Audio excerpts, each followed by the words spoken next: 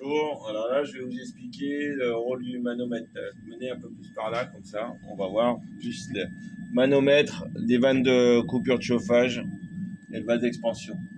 Donc là, pas le manomètre, la soupape de sécurité de chauffage. Donc là, la soupape de sécurité de chauffage, elle est vieille. Mais alors, je sais pas si elle est fonctionnelle. Quand elles sont plus fonctionnelles, là, il faut se méfier parce que le ressort, il va peut-être plus fermer.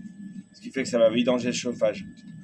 Alors pourquoi je vous en parle? Parce que, bon, là, il y a un bar de pression, ça va. Donc, ça veut dire que le vase d'expansion, il fonctionne bien.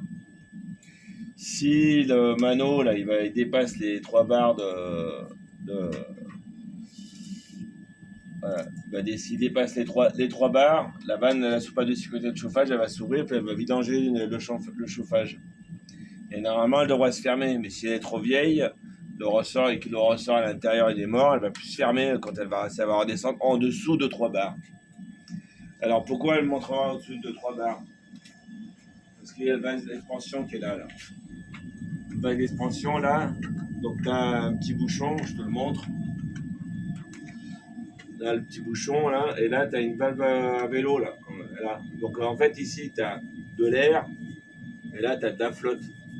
Et là il y a une membrane en caoutchouc, là, comme une chambre à air de vélo.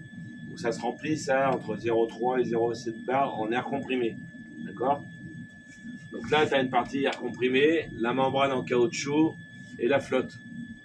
Et souvent, après, quand vous voyez que le manomètre, là, il tombe à 0,3 bar vers 0, puis il monte à 4 bars, puis que la soupape de sécurité s'ouvre, et que donc, vous n'arrêtez pas de rajouter de la flotte dans la chaudière, parce que c'est sur chaudière gaz, fuel, bois, granulé de partout.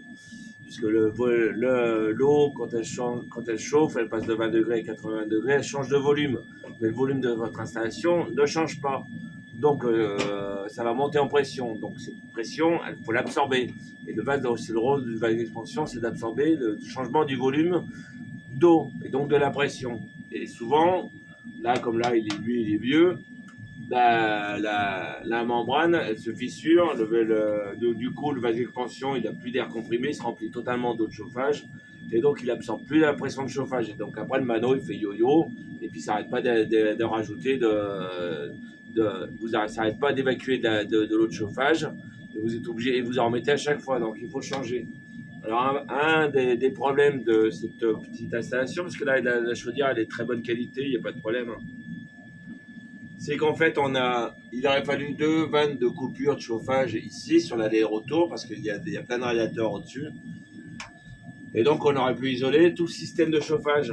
Sauf que là, les vannes, elles se trouvent au cul de la chaudière, là. Donc, elles ne servent à rien. Là, il y en a une qui est là. Voilà. Et il y en a une autre qui est là. Je ne sais pas si on voit pas vraiment, mais bon. Elles sont au cul de la chaudière. Et donc, si on les ferme, de toute façon, là, ici, c'est mort. Alors, si on a besoin, par exemple, de changer le vase d'expansion, ce qui nous prendrait, je sais pas, 5 minutes, que dalle, si on avait des vannes ici. Là, il faut changer faut vidanger toute la maison pour pouvoir où on peut isoler les radiateurs.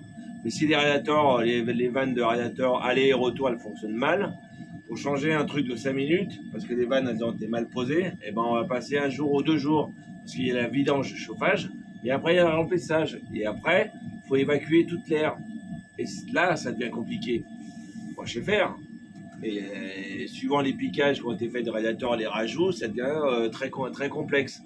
Y compris parce que des fois, les robinets retour de radiateurs, ils sont foutus, les robinets aller de radiateurs, ils sont foutus, et les purgeurs d'air aussi de radiateurs, ils sont foutus. Et là aussi, je vois qu'on n'a pas de purgeur automatique d'air du foyer. Bon, ça c'est. Autrement, j'en aurais rajouté un là. Voilà. Mais ici, il n'y a pas de problème pour l'instant. Mais le jour où il y aura un problème, qu'il faudra changer une pièce, ça va prendre des plombes. Et donc après, c'est dommage, on facture beaucoup d'heures. Si les vannes, elles avaient été posées que là, ça coûterait beaucoup moins cher l'intervention. Je vous souhaite à tous et toutes et un bon week-end. Merci, au revoir.